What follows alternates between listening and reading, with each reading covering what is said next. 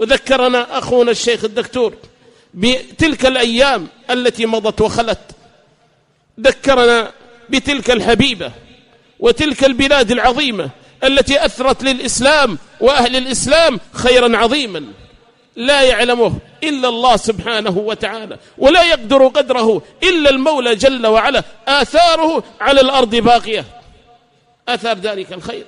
هؤلاء كلهم يا أهل الإسلام ثمرة دماش.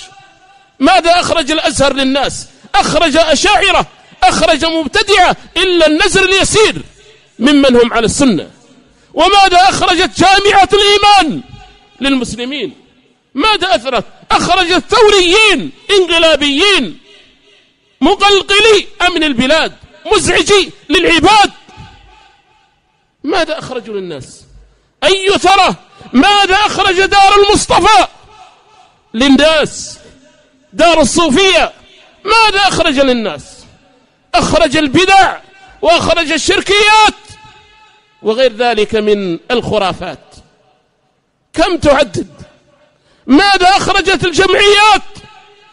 أخرجت من تعلمون من يفجرون أنفسهم ويفجرون المسلمين. كم تعدد من هذه البلاءات على المسلمين وهذه الطامات والمصائب التي على أهل الإسلام.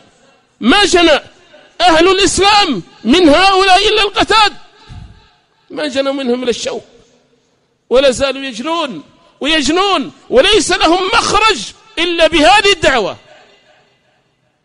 التي يسلكها أهل السنة والجماعة.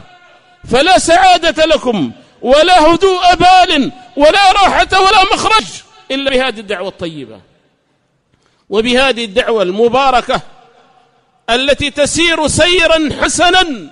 من لي بسيرك المدلل تمشي رويدا وتجي الأول. هذه دعوة في الأول في الصدارة، سيرها سير حثيث مرضي يرضاه الله سبحانه وتعالى، فلذلك استحقت البقاء إلى يوم القيامة. لا تزال طائفة من أمتي على الحق ظاهرين. هذه الدعوة الباقية فقط، وأما الدعوات فالصرع معها إلى يوم القيامة وهي ذاهبة مضمحلة. وقل جاء الحق وزهق الباطل ونقذف بالحق على الباطل فيدمغه.